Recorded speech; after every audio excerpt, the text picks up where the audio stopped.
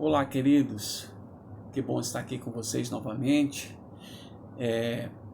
Eu tenho gravado mensagens no meu canal, Palavra que Salva. Você pode estar visitando ali, é, pode fazer comentários, né? Fique à vontade, pode dar um gostei ali ou não gostei. Você fique bem à vontade para isso. E essas mensagens têm como objetivo mostrar, trazer, proclamar o reino de Deus na terra.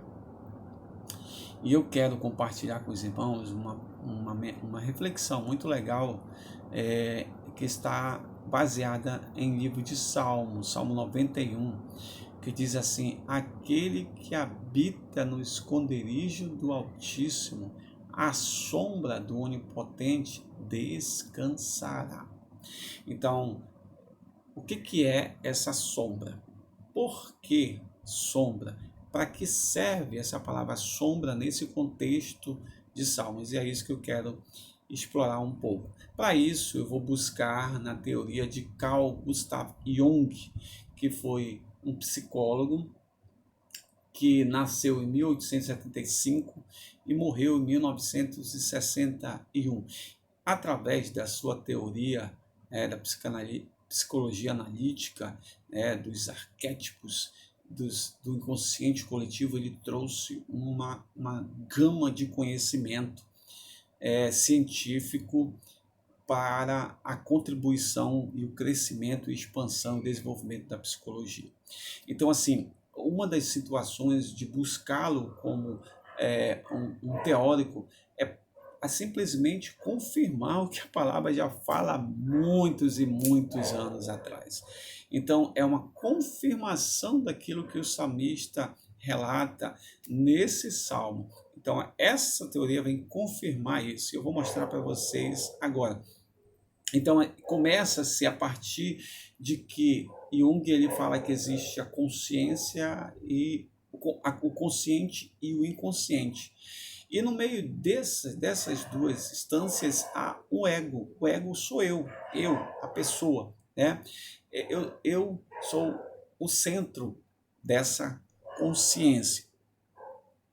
E também ele fala sobre o conceito de persona, que é o que é bem peculiar para a gente, e a máscara. Então, o consciente seria o lado que nós conseguimos buscar para a relação com as pessoas, a nosso meio, e o inconsciente seria a sombra, seria aquele lado sombrio. Né? Então, um lado que se expõe e um lado sombrio.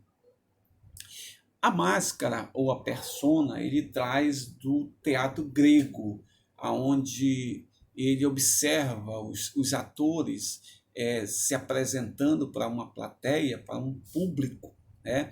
E essa apresentação precisava que eles mudassem de papel ao longo da apresentação. E cada vez que ele mudava de papel, aquele ator, aquela atriz, eles colocavam uma máscara para identificar o personagem. Então, quando o personagem mudava, a máscara mudava e ele começava a ser e atuar como aquele personagem. Então, a máscara, ela traz, essa questão da máscara nos mostra que quando aquele ator ou aquela atriz, ela grudava, digamos assim, a máscara no seu rosto, as condutas e os comportamentos que ela ia ter, ela ia ser baseada naquela imagem do qual ela estava refletindo para o público. Então, era esperado um comportamento, era esperado uma conduta daquele sujeito baseado naquela pessoa ou naquela persona que o público estava visualizando, naquele personagem que o público estava visualizando. Então, assim, a criança, ela faz as suas imitações de seus cuidadores, né? Os filhos tendem a buscar imitações daquilo que os pais fazem, né? Então, o primeiro objeto de exemplo são exatamente pais ou os cuidadores daquela criança. É eles que vão construir, eles que vão modelar. Tanto que quando tem crianças que são órfãos, né, adotadas, né, por pais, elas começam a se modelar, até mesmo a sua estrutura facial começa a ser modelada para aproximar daquilo que são os referenciais ali, no caso, seus pais. Então, a adaptação social, ela vem nesse contexto de você, o que você é em cada lugar, assim como o que o personagem é em cada situação da cena e como ele se projeta nesse cenário teatral. Então, na vida também, podemos dizer que a vida é um teatro. E como nós, como seres humanos, né, nós nos relacionamos com esses papéis, porque a relação com esses papéis e a boa relação com esses papéis traz um lugar saudável para nós, traz uma situação cada vez mais saudável. Então, quanto mais se tem segurança do papel que nós desenvolvemos, mais saudável nós estamos. Então, assim, por exemplo, se eu estou no meu consultório, lá eu visto a máscara de psicólogo e eu sou psicólogo.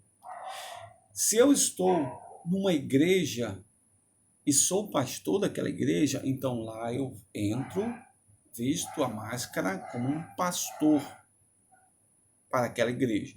Se eu sou um médico e estou num hospital, lá eu serei o médico. Se eu estou na minha casa e coloco o meu papel, né, a desempenhar em meio ao público que é minha família, meus filhos, minhas filhas, minha casa, eu sou um pai de família. Então, para cada situação, exige um comportamento e uma conduta.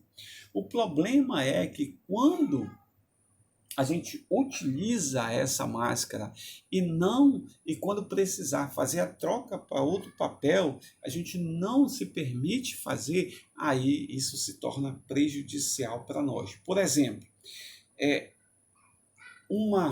uma posição social, né, me faz ser altivo, me faz ser soberbo, me faz ser orgulhoso. Então, eu me escondo atrás daquela máscara. Então, eu mostro o que vem o que está aparente é algo que é relacionado à sombra, que é relacionado a algo que é prejudicial, que é relacionado a algo que pode fazer mal para mim e para o outro. Então, eu me empodero disso. Eu me mostro poderoso, né? Meu título me dá poder, meu status me dá poder, né? A posição que eu estou me dá poder, eu sou autossuficiente, isso me dá poder. Então, eu não desempenho outros papéis que deveriam ser desempenhados porque eu fixei naquele. Você vê que o ator, como eu citei, ele precisava trocar de papéis. E nós precisamos trocar de papéis. Quando é para ser pai, é para ser pai. Quando é para ser psicólogo, é para ser psicólogo. Quando é para ser médico, é para ser médico. Quando é para ser pastor, é para ser pastor. Quando é para ser isso, é para ser isso. Não deixar que essa máscara fique grudada no meu ser e comece a me a me prejudicar e a mostrar uma outra conotação da qual não deveria mostrar. Então, Jung ele tem uma frase que é interessante, diz, tudo aquilo que incomoda demais nos outros, de alguma maneira, está mal trabalhado em mim. Tudo aquilo que incomoda demais os outros, de alguma maneira, está mal trabalhado em mim. Então, eu coloquei essa máscara, grudei, e agora não quero retirar para exercer os outros papéis, porque esses papéis são fundamentais na minha vida relacional, na minha adaptação com o outro, na minha relação com o meio, na minha relação com o meio ambiente. E aonde entra, então, a sombra do Altíssimo? A sombra que nós vimos, segundo Jung, ela é má, ela é prejudicial, ela pode transformar você em outra pessoa, transformar você em outro personagem, ou num personagem mau, maligno. E o Senhor não. A sombra, por isso que ele diz, aquele que habita no esconderijo do Altíssimo, à sombra do Onipotente, na sombra do Senhor não há maldade. Na sombra do Senhor não há soberba. Na sombra do Senhor não há altivez. Por quê? Porque o Senhor nos olha e nos iguala sempre. O Senhor não vê o mais alto, o mais baixo, o mais gordo, o mais magro, o mais inteligente, o menos inteligente. Ele nos iguala como filhos. Então o salmista percebe isso aqui no verso 9, quando ele diz: o Senhor é o meu refúgio, fizeste do Altíssimo a minha morada. Então ele prefere se esconder na sombra do Altíssimo, porque na sombra do Altíssimo ele está seguro. O Senhor, ele não te difama, o Senhor, ele não te trata com leviandade, o Senhor não te trata mal, o Senhor não faz você correr perigo diante dos outros, o Senhor não te dá máscaras para você ser desprezado, desconsiderado ou discriminado. A sombra do Altíssimo é o melhor lugar para se viver. Que Deus te abençoe nesse dia, em nome de Jesus.